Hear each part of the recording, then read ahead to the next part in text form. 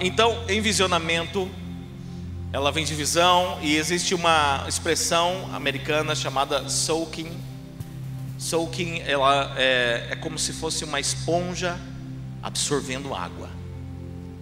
Então, o envisionamento, ela é como um soaking, é quando você absorve uma visão. E você, como uma esponja de Deus, absorve toda a água, tudo aquilo que Deus tem e tudo aquilo que Deus é. E eu quero dar continuidade nessa série, antes fazendo uma breve recapitulação. O texto que nós lemos semana passada é de Efésios 3, 20 e 21. Efésios 3, 20 e 21. Diz assim: ora, aquele que é poderoso para fazer infinitamente mais do que tudo quanto pedimos ou pensamos, conforme o seu poder que opera em nós, a Ele seja a glória, na igreja e em Cristo Jesus, por todas as gerações, para todos sempre. Amém. Aqui eu falei que existe uma equação de que Deus faz quando nós sonhamos, pensamos, pedimos, ou seja, de acordo com a visão que nós absorvemos em Deus, o Senhor, Ele potencializa. Eu disse que 10 vezes 10, ou 10 vezes infinitamente mais, é bastante. Agora 0 vezes infinitamente mais é 0. Ou seja, se nós não temos uma visão, se nós não absorvemos algo de Deus, uma visão de Deus, nós ficamos no 0 a 0. E hoje eu quero continuar falando sobre a consequência da gente ficar em 0 a 0. A consequência da gente não ter uma visão. E essa consequência se chama mediocridade. Mediocridade não é um xingamento, ser medíocre. Mediocridade é um estado de 0 a 0. Agora, ter uma visão, ela te leva a um destino. Nada acontece se nós ficarmos estagnados sem visão alguma. As pessoas que absorvem uma visão de Deus enxergam antecipadamente, são proféticos, ou seja, já sabem, Deus já direciona algo que vai acontecer. Sabe que eu tenho algumas experiências proféticas bem interessantes na minha vida e práticas. Uma das coisas que aconteceu foi mais ou menos em 2009. Em 2009 eu comecei a ter um desejo sobre buscar conhecimento, estudar sobre produção musical e tecnologia de produção musical, que em 2009 não era tão comum, hoje já é mais comum, tanto é que Samuel já faz isso, né? De uma maneira tão natural. Ele já produz música, ele já compõe arranjos em softwares de arranjos musicais sem mesmo eu ensinar, né? Mas em 2009 já era mais difícil, e eu comecei a estudar, vamos falar sobre tecnologia musical para produções musicais. Eu não sabia porquê, mas eu tive esse desejo, comecei a estudar e comecei a fazer algumas coisas. E aconteceu que em 2010, então eu fui chamado para participar da gravação de um DVD de louvores. A princípio eu ia ser só o violonista reserva, depois eu me tornei o violonista titular, porque o titular não pôde. Aí depois aconteceu que um dos guitarristas queriam fazer a gravação do CD, do DVD, também não pôde. Eu então fui para a guitarra, eu fui para ser o guitarrista e arranjar um outro violonista. Então eu era o guitarrista desse CD, desse DVD, e aconteceu que o produtor musical desse DVD, ou seja, como se fosse um maestro de tudo, ele também saiu fora dessa gravação, desse projeto, e eu tive que assumir a produção musical desse DVD de última hora, faltando um mês para a gravação, onde estavam sendo investido muito dinheiro para essa gravação, muita produção, e eu tive que assumir isso sem planejamento nenhum, mas eu já sabia como fazer, porque em 2009 eu senti um desejo antecipado para algo que Deus tinha para mim. E a Grazi estava me lembrando, que nós estávamos conversando no presbitério ali, e a Grazi falou que estava conversando com um dos pastores no presbitério, falando sobre a pandemia, e a Grazi até comentou o que ela falou, e aconteceu que na pandemia, grande parte das igrejas não estavam preparadas tecnologicamente para isso, né? Por exemplo, para fazer live, então teve, muitos começaram no celular, começaram assim, né? Porque foi um inesperado. Só que um ano antes da pandemia, Deus já tinha colocado em mim um desejo de aprender sobre transmissão, sobre tecnologia de transmissão, e a gente começou a fazer já a transmissão um ano antes na IP de Cascavel. E quando veio a pandemia, reunimos o conselho e eu disse para o conselho: nós estamos preparados, tecnicamente nós estamos preparados para tudo. Então eu vejo, amados, que tem coisas que Deus coloca no nosso coração, isso se chama visão. Aquilo que não está sendo necessário agora, que não é urgente agora, mas que está sendo gerado no teu coração, pode ser que Deus está te dando uma visão. Você está sendo envisionado por Deus. Então, aquele que é envisionado por Deus, onde pessoas veem adversidades, você pode enxergar oportunidades. Onde as pessoas enxergam gigantes, você pode enxergar grandes vitórias. Lemos também o texto semana passada, e não vou ler novamente, de Números 13, 14, onde Deus pede para Moisés levantar 12 presbíteros, 12 líderes, 12 pastores das 12 tribos, para espiar a terra prometida. E você sabe que o resultado foi, dos 12, 10 chegaram desanimados e desanimadores de um povo. 2 chegaram envisionados, dizendo: tem gigantes, mas tem grandes vitórias, tem adversidades, mas tem grandes oportunidades. É isso, amados. A pergunta é: o que 2022 tem preparado para você? Posso responder? Você não vai ficar triste? 2022 não tem preparado nada para você, mas Deus tem preparado algo extraordinário. 2022 não tem preparado nada para você. O mundo não tem preparado nada para você, a não ser: deixa a vida me levar, a vida leva eu. Agora, Deus tem algo extraordinário. Deus tem uma visão para a sua vida. Nós falamos que existe uma diferença entre vista e visão. Vista, quem vive por vista tem o foco no problema. Quem vive por visão tem o foco na promessa. A vista paralisa, a visão mobiliza. A vista te leva a caminhar por lógica, a visão te leva a caminhar por fé. A minha pergunta é: quem aqui quer viver algo novo de Deus? Amém? Você quer viver algo novo de Deus?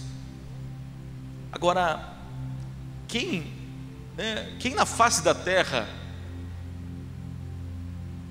quer deixar de viver esse algo novo? Essa é uma pergunta onde a resposta é universal. Eu quero algo novo.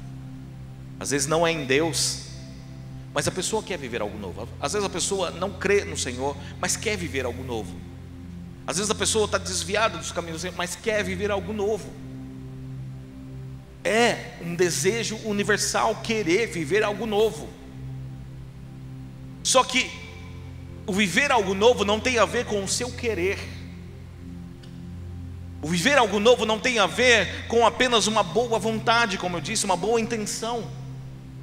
O viver algo novo tem a ver com o seu posicionamento diante da sua visão. Tem a ver com o que você vai fazer diante daquilo que Deus já liberou para você. Sabe, amados, nós esperamos algo cair do céu, como eu disse, mas aquilo que está dentro de você já é o suficiente, é o extraordinário, que é o próprio Espírito de Jesus. Você carrega o Espírito de Jesus e o potencial de Jesus para viver a visão que Deus tem preparado para você. Deus quer fazer coisas novas.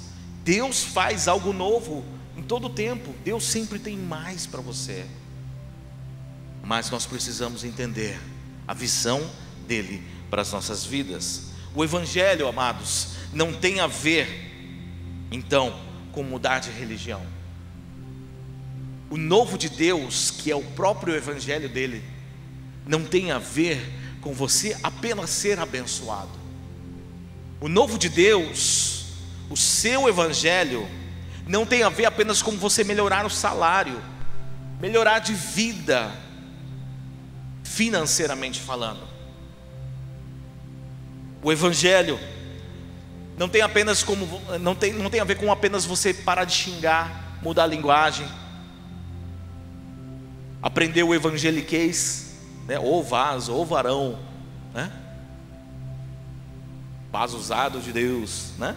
E começar a falar o seu evangeliquez, igrejês, crentez.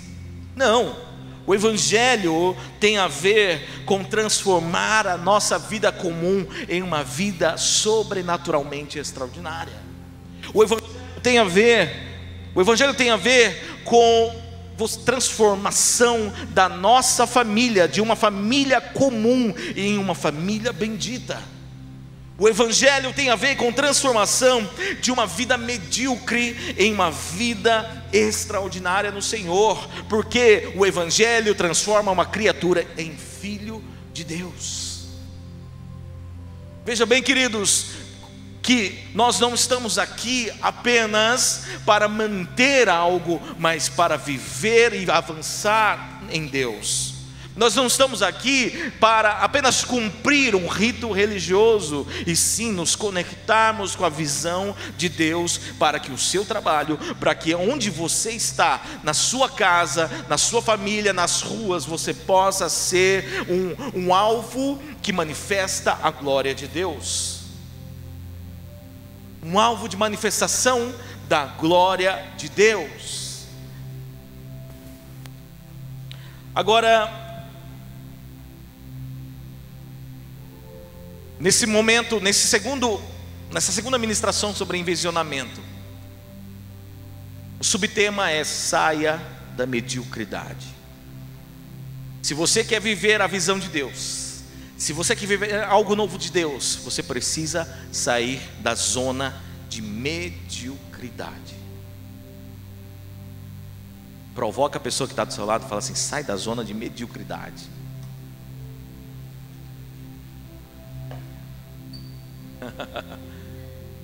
O que é a zona de mediocridade?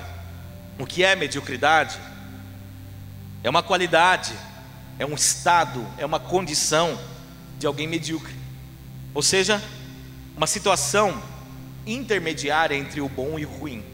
Não está nem ruim e não está nem bom, está medíocre. É você viver uma vida na média. Você não tirou nem nota vermelha, nem tirou nota alta. Você tirou a média. É você nem tá ruim no seu emprego e nem tá bom no seu emprego. Nem fazer o pior e nem fazer o melhor que você pode fazer. É você na vida espiritual nem está longe dos caminhos do Senhor e nem está numa vida profunda em Deus. Isso é mediocridade. É você não arriscar ao fracasso mas também não se permitir viver um extraordinário de Deus. Jesus, quando passava pelos vilarejos, pelas cidades, ele atraía multidões. Existia muita gente apertando Jesus, mas Jesus, ele não estava atrás das multidões. E a multidão, ela simboliza, ela significa os medíocres, aqueles que estavam na média, estavam na multidão. Mas Jesus sempre tocava e parava a sua caminhada por causa de uma pessoa. Jesus não parava a caminhada por causa de 1000 pessoas. Ele não estava avaliando o quantitativo, e sim o qualitativo. Jesus não queria uma multidão de medíocres, ele queria uma pessoa que ultrapassasse a zona de mediocridade. Por exemplo, aquele cego de Jericó, Jesus estava passando e de repente o cego gritava: filho de Davi, tem compaixão de mim, filho de Davi, tem compaixão de mim. Aquilo incomodava, imagina, um berro de desespero. E os próprios discípulos diziam: fica quieto, está irritante esse negócio. Todo mundo andando, glorificando a Jesus, mas aquele cego dizia: filho de Davi, tem compaixão de mim. Jesus parou por causa daquele que ultrapassou a zona de mediocridade. Você também pode lembrar daquela mulher que há 12 anos sofria de fluxo de sangue, e ela disse assim: se tão somente eu tocar nas vestes de Jesus, eu serei curada. Então a multidão passando, e a mulher, eu não sei o estado daquela mulher, mas ela devia cheirar mal, ela devia se vestir mal, ela devia andar diferente, ela devia ter dificuldade para se locomover, mas ela ultrapassou a zona de mediocridade. Ela tocou nas vestes de Jesus, Jesus parou e disse: quem me tocou? E aqueles discípulos disseram: Jesus, tá de brincadeira, né? Tá todo mundo apertando ali para lá e para cá, aquela aglomeração, e o Senhor pergunta: quem me tocou? Jesus falou: alguém me tocou diferente. Em outras palavras, alguém me parou, me chamou a atenção, porque ultrapassou a zona de mediocridade. E você, querido, está disposto a ultrapassar a zona de mediocridade? Todos nós aqui temos a nossa zona de mediocridade. Todos nós aqui somos puxados para essa zona de mediocridade. Se você quer viver algo de Deus, um extraordinário de Deus, é necessário furar a zona de mediocridade. Somos tendenciosos e acostumados facilmente ao conforto da mediocridade, ao abraço da mediocridade. Existe uma aparente segurança, uma sensação falsa de paz quando nós estamos nesse estado de mediocridade, sabia? A mediocridade causa a sensação de uma vida sem perdas, a sensação de que nós não estamos perdendo nada, falsa sensação de que nós não estamos regredindo. Mas quando nós estamos na zona de mediocridade, parece que estamos todos estáveis, mas nós estamos ficando para trás, nós estamos regredindo, evoluindo, nós estamos perdendo a nossa vida. Tudo passa, queridos, o tempo passa, a vida passa, a evolução da humanidade, da sociedade. Você vê que em 2 anos de pandemia o quanto mudou, tudo mudou. Você que era acostumado a ir ao banco e falava que não vou mexer nesse celular, aplicativo de banco, agora você teve que mexer em aplicativo de banco. Você que falou: não, que EAD, que faculdade de EAD, o quê? O negócio é presencial, não funciona EAD, você teve que fazer EAD. Você que fala, ei, que culto online, o quê? Teve que ficar no culto online. Você que falou assim, ah, não, esse negócio de Santa Ceia tem que ser na igreja. Tivemos que fazer Santa Ceia em casa. Dízimo é no envelope, colocando lá no gasofilaço. Você precisou transferir o seu dízimo. Glória a Deus por isso. Glória a Deus, porque existe algo, existe maneiras, e o mundo está evoluindo, e a tecnologia evoluindo, mas se você se encontra na zona de mediocridade em alguma ou muitas áreas da sua vida, você está perdendo a sua vida. Você está perdendo a sua vida. Você não foi chamado por Deus aqui neste lugar para simplesmente manter uma religião. Sabe por quê? Porque isso é perda de tempo, perda de vida, perda de propósito, porque é zona de mediocridade. É necessário que você fure essa zona de mediocridade. É necessário que a gente ultrapasse esse lugar, esse buraco negro que suga as nossas vidas, que rouba os nossos anos, que rouba as promessas de Deus na nossa vida. Porque quem está na zona de mediocridade deixa de viver promessas de Deus. Tem uma aparente sensação de que está tudo bem, mas deixa de viver as promessas de Deus. Sabe, o povo, quando sai do Egito, Deus liberta esse povo através das mãos de Moisés, do cajado de Moisés, as 10 pragas, e começa a caminhar no deserto. E nesse deserto eles são tratados por Deus, eles são cuidados por Deus. E eles passam 40 anos nesse deserto, e quando chega lá na beira da terra de Canaã, na beira da terra que mana leite e mel, eles travam ali. Não, nós não vamos subir, nós não vamos lá não, nós vamos morrer. E eles falam assim, é preferível que a gente morra aqui. O que é isso? A zona de mediocridade. É o meio termo, é o 0 a 0, é o empate.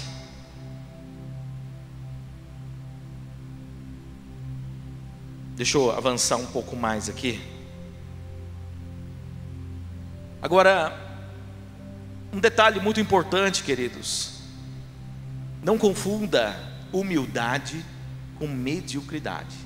Há pessoas que utilizam de uma postura de humildade para poder viver na zona de mediocridade. Não, eu não quero ficar no meu anonimato aqui. Eu quero aparecer, que ele cresça e eu diminua, e eu vou ficar aqui na minha.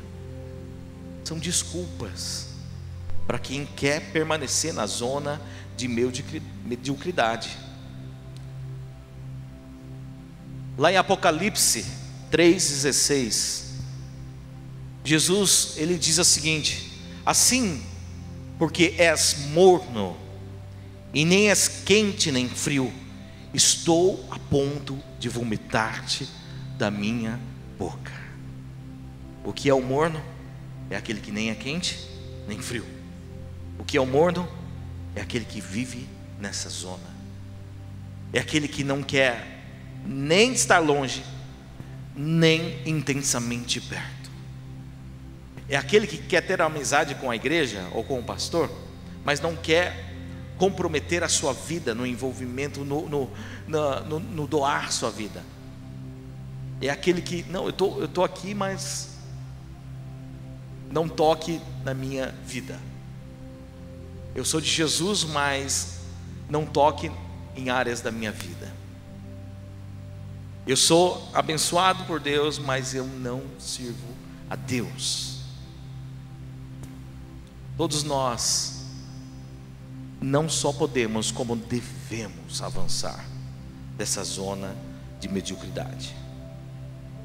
Agora, eu quero entrar para concluir essa mensagem de como nós devemos nos portar, como nós podemos sair dessa zona de mediocridade. E o primeiro ponto é: rompa com a prisão do comodismo.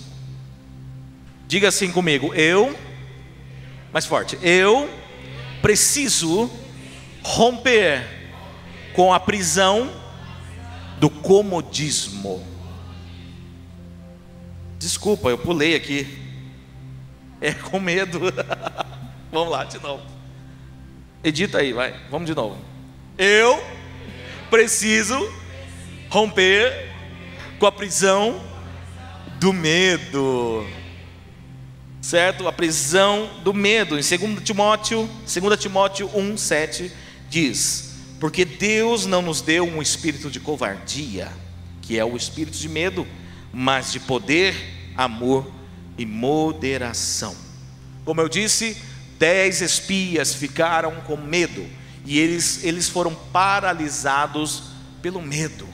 O espírito de covardia, ele nos trava, ele nos paralisa, ele nos impede de viver as promessas de Deus.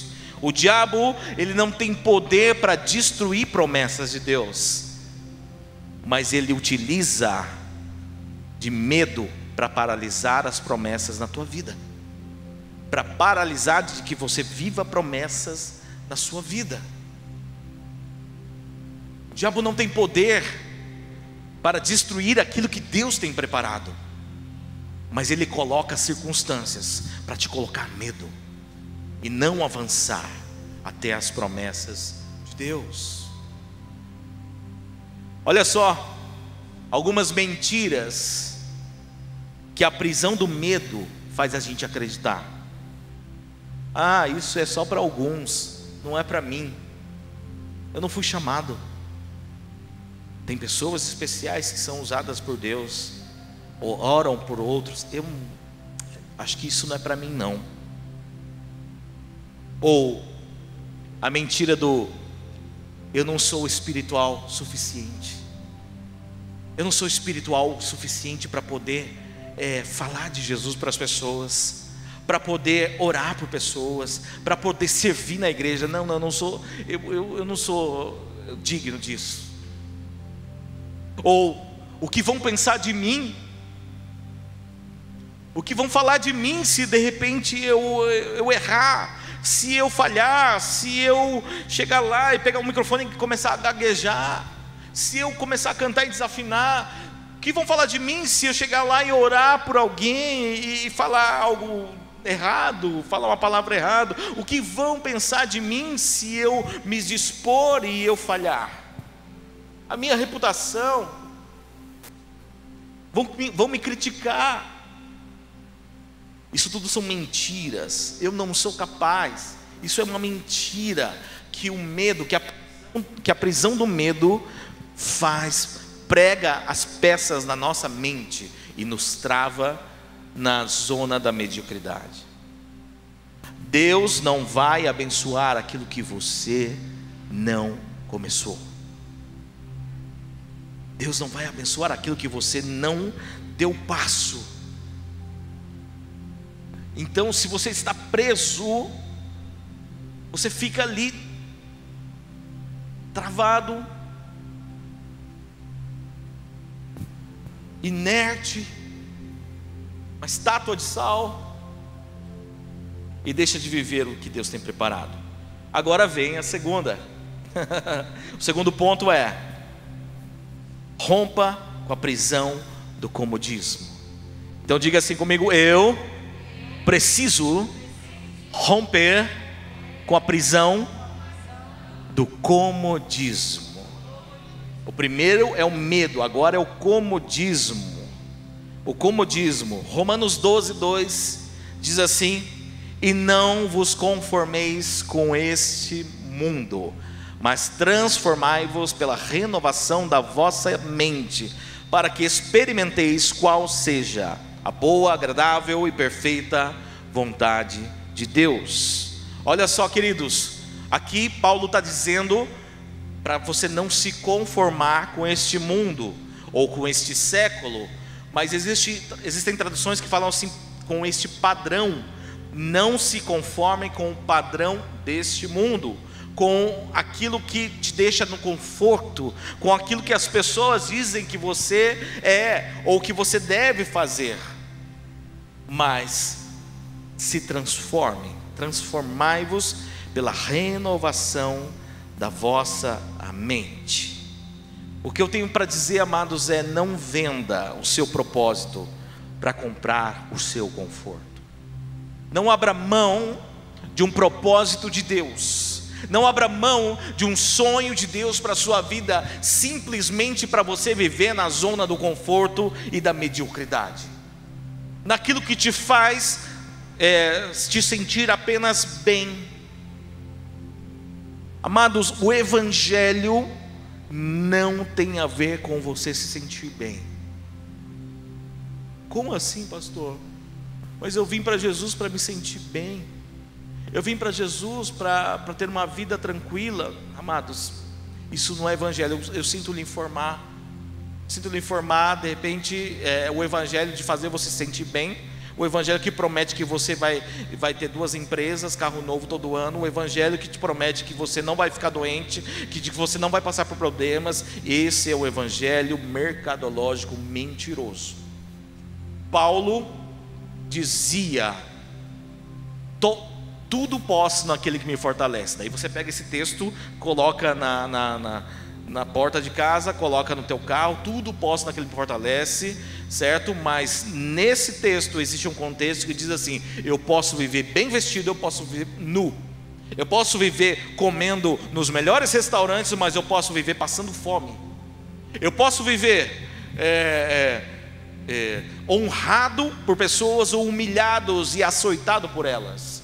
O contexto disso é: Jesus é o centro da minha vida, e qualquer circunstância, por mais dolorosa ou prazerosa que seja, não vai me impedir, ou me prender, ou me motivar a buscar, ou deixar de buscar mais de Jesus, porque Jesus é o que me fortalece, Jesus é o centro da minha vida. Paulo termina o seu ministério numa masmorra úmida, doente, velho, mal cheiroso, mal alimentado, mal vestido, dizendo: alegrai-vos no Senhor. Esse é o Evangelho, queridos. Esse é o Evangelho. Jesus termina na cruz, sangrando, dizendo: Pai, está consumado. Nos Evangelhos apócrifos conta sobre a morte dos discípulos. Segundo a história, Pedro foi crucificado, mas ele falou: eu não sou digno de morrer como o meu Senhor. Então ele foi crucificado de ponta cabeça. Amados, o Evangelho que nós cremos é um Evangelho bíblico, é um Evangelho que não promete uma vida tranquila, e sim uma vida com propósito, que não promete uma vida confortável, e sim uma vida no propósito do Senhor. E para alguns Deus o abençoa para que o cara seja um fazendeiro, um empresário, que tenha bens, posses e tudo mais, e que sirva ao Senhor. Para outros, Deus permite que a pessoa tenha uma casa, não tenha, né, a sua casa própria, tenha o seu salário mínimo, mas também que serve ao Senhor. Qual a diferença entre um e o outro? Nenhum para Deus. Qual a diferença de quem vive 90 anos, 100 anos e quem vive apenas 20 anos, 30 anos e vai para o Senhor? Nenhum para Ele. A diferença está no propósito. A diferença está o quanto você tem vivido do propósito dele. A diferença não está em quantas bênçãos você recebe do Senhor, e sim o propósito que você tem vivido no Senhor. Então rompa com a prisão do comodismo. Olha só as mentiras que a prisão do comodismo nos faz acreditar, para que a gente viva na mediocridade. Tá bom do jeito que tá bom assim, não precisa mudar não precisa mexer não. Em time que está empatado não se mexe. Se eu entrar nisso, se eu disser meu sim, vou me estressar, sabe? Esse negócio de conselho, diaconato, ministério tal. Não, só só vai me estressar, só vai ocupar meu tempo e tudo mais. É melhor ficar desse jeito. Minha vida é tão corrida que eu não tenho tempo, sabe? Eu não tenho tempo, sabe? É mais uma coisa para eu fazer. Não vou me propor a fazer mais nada não. Vamos levando, que o tempo está escasso. Puxa vida, até queria, mas eu não tenho dinheiro, eu não tenho recurso suficiente. Eu até gostaria de fazer aquele curso, gostaria de investir na obra. Você, cara, mas está apertado, hein? Está difícil, e acho que eu não vou fazer isso não. Comodismo. É assim mesmo. Essa igreja não tem jeito, esse conselho não tem jeito, esse pastor não tem jeito, essa célula não tem jeito, é assim mesmo, esse trabalho, essa família não tem jeito. Amados, isso é comodismo, é se conformar com uma situação para não enfrentar algo novo. E eu quero encerrar com o terceiro ponto. O primeiro ponto é romper com medo. O segundo ponto, romper com comodismo. E o terceiro ponto é avance para a zona de risco. Avance para a zona de risco. Diz assim comigo: eu preciso avançar para a zona de risco. Ai, pastor, que é isso? Que coisa ruim é essa? Você só poderá viver as promessas de Deus, você só poderá romper com a sua zona de mediocridade se você entrar na zona de risco, avançar para uma zona de risco, avançar para um lugar onde te desconforta, onde te incomoda, onde faz você abrir mão de tempo, abrir mão de recursos, para você viver algo novo em Deus. Sentado, acomodado, medroso, covarde, ou então com uma falsa sensação de paz, não te levará a lugar algum. Você precisa arriscar, você precisa dar o passo, você precisa colocar a sua reputação e aquilo que você tem a perder para algo novo. Você só vai ter algo novo de Deus se você perder algo de você. Você só vai viver algo novo de Deus se você abrir mão de algo teu. Não seja um acumulador de bênçãos, um acumulador de promessas. Você precisa viver isso. Você precisa dar o passo. Eu não vou ler, mas eu me lembrei da parábola dos talentos, que está lá em Mateus 25. Talento, na verdade, está falando de moeda, dinheiro, Bitcoin. Na linguagem do amanhã é a parábola dos Bitcoins, né? Mas não está falando de, eu tenho um talento em tal área, sou talentoso para pintar quadros, eu sou talentoso para tocar um instrumento. Não é isso. Está falando sobre dinheiro, investimento. Mas eu não quero olhar para isso, a Bíblia não está dizendo de maneira literal sobre dinheiro somente, mas sobre investimento de vida. E essa parábola, depois nós vamos estudar melhor, mas essa parábola fala de um investidor, um empresário, que vai lá e coloca 5 bitcoins na mão de um servo, 5 talentos na mão de um, 2 na mão de outro e 1 na mão de outro, segundo a capacidade que ele tinha. Ou seja, ele conhecia em quem ele estava dando, e portanto ele deu proporcional a sua formação, de repente, aquilo que ele trabalhava. Então um tinha uma fazenda, outro tinha um sítio, outro tinha um terreninho pequeno. Então ali ele olhou e falou: vou dar 1 para esse, 2 e 5. Mas cada um era proporcional à sua capacidade. Então não tinha problema em receberem de maneira diferente, porque o grande lance não estava no quantitativo e sim no qualitativo. Esse senhor, esse empresário, segundo o que Jesus conta, esperava que cada um deles investisse no seu negócio e rendesse proporcional. Então O dobro de 5 é 10, o dobro de 2 é 4, o dobro de 1 é 2. E era isso que ele esperava, que proporcionalmente à sua capacidade de empreendedorismo, cada um produzisse o que eles pudessem. Mas a história conta, Jesus conta essa parábola dizendo que o que tinha 5 multiplicou, virando 10. O que tinha 2 virou 4. E o que tinha 1, o que tinha 2 virou 4, não. O que tinha 2, procura aí para mim, Graça, para eu não falar errado. O que tinha 2 virou 4 ou virou 5? Porque depois ela vai me corrigir se eu falar o número errado. Então, daí eu já falo direitinho. O que tinha 2, x. 2 mais x. Vou fazer uma equação aí. 2 mais x.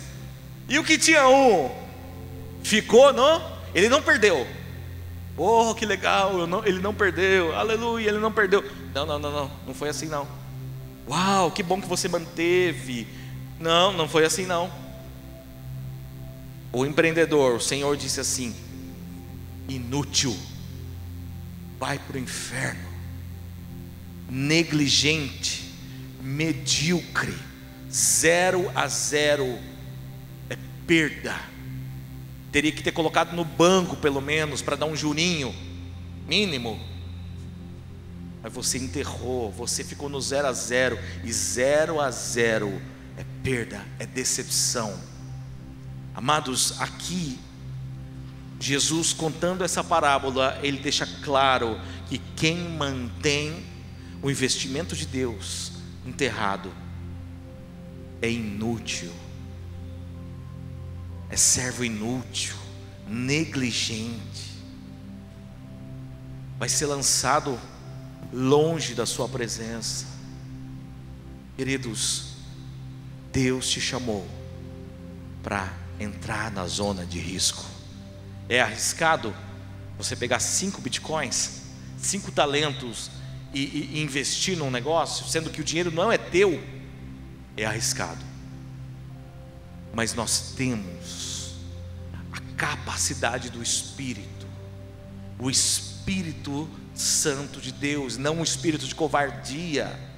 Ele deu um espírito de coragem, de ousadia, de amor e moderação. Para quê? Para que o investimento que Deus está colocando na sua mão não seja enterrado, e sim seja multiplicado. E para isso você precisa se colocar na zona de risco, pegar aquilo que Deus te deu e falar: eu vou investir, eu não vou ficar parado, eu não vou ficar apenas frequentando uma igreja, eu não vou apenas ficar indo e vindo, eu não vou apenas ficar observando o que acontece, avaliando e criticando. Eu vou botar a mão na massa, eu vou investir. Se coloque na zona de risco em nome de Jesus, amado. Não perca a sua vida achando que está tudo bem. Você colocando o seu talento, a sua salvação em Cristo Jesus, as promessas de Deus no banco da igreja, apenas para esquentar banco, apenas para frequentar, apenas para você dizer que é cristão, isso é perda de vida, isso é desperdiçar a morte, a ressurreição e as promessas de Deus sobre a tua vida. Desculpa ser duro assim, desculpa eu ser direto assim, amados, mas eu fico muito preocupado com um evangelho água com açúcar. Eu fico muito preocupado com um evangelho mais de acumuladores, mais de consumidores. Deus tem bênção, Deus vai te abençoar, e sendo que esse evangelho não está aqui na Bíblia que a gente crê, não está na Bíblia. O evangelho genuíno é: Deus tem um propósito. Você foi salvo de graça, mas custou muito caro. Você foi salvo de graça, mas essa salvação custou caro. E você, como um salvo em Cristo Jesus, como um filho de Deus, você poderia ter entregado sua vida para Jesus e ter morrido já, e ido direto para a glória. Mas Deus não fez isso. Deus te deixou aqui porque a salvação é a porta de entrada para o reino de Deus. Ou seja, a salvação é o ponto de partida de uma maratona que você tem aqui na terra. Uma maratona de promessas e propósitos de Deus.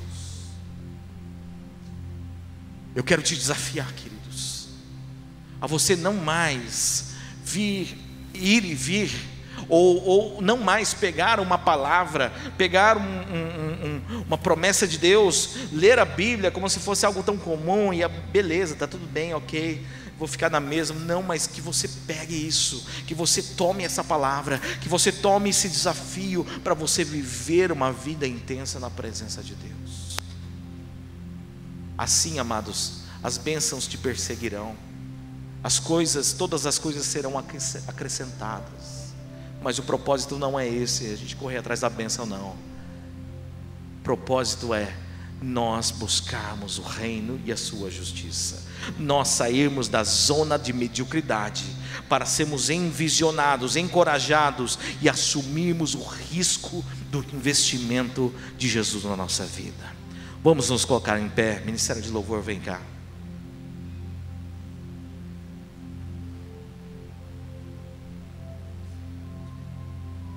Aleluia, glória a Deus. Vamos cantar aquela que Ele cresça.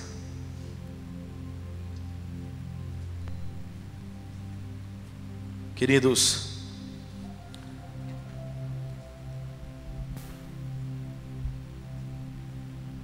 não desperdice a tua vida. 2022 será um ano extraordinário para a sua vida, se tão somente você tomar essa palavra, não como uma bronca, não como uma palestra também, não como algo para você se sentir bem, mas como um desafio de vida, como um desafio que, se for necessário, você largar tudo, como um desafio que, se for necessário, você perder algo, que perca para o Senhor, mas você vai ganhar 100 vezes mais. A palavra do Senhor diz: aquele que deixar pai, mãe, bens, campos, gados, trator, que deixar, né, o seu camaro amarelo, aquele que abrir mão de tudo aqui na terra, vai receber, além da salvação, que é a porta de entrada do reino, 100 vezes mais. 100 vezes mais. E eu quero declarar infinitamente mais na sua vida. Eu quero declarar sobre a tua vida uma vida com propósito, uma vida de desafios, uma vida de risco e de vitórias para a glória do Senhor. Você crê nisso? Levanta a sua mão, diga glória a Deus, diga eu recebo, diga eu quero, Senhor. Feche os seus olhos, levanta as suas mãos nessa hora. Aleluia. Pode apagar a luz ali no fundo. Vamos declarar: mais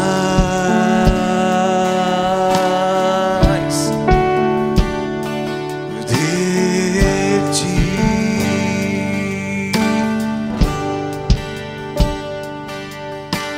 mais, diga mais.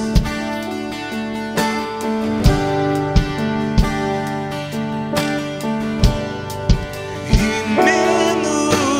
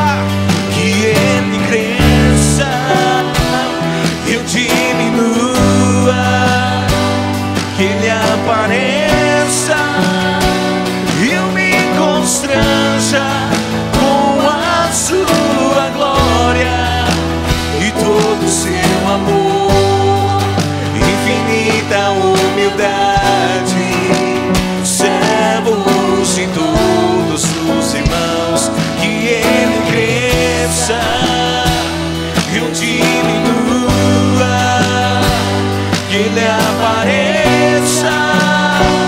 eu me constranja com a sua glória e todo o seu amor, infinita humildade, servos de todos os irmãos, que Ele cresça. Vamos declarando que Ele cresça. Ele apareça, eu me constranja com a sua. Permita o Senhor crescer na sua vida. Permita que a sua vontade cresça. Permita que você seja envisionado nessa noite. Servo de todos. Que Ele cresça. Que Ele cresça, eu diminuo. Permita que você seja tocado por Ele nessa noite.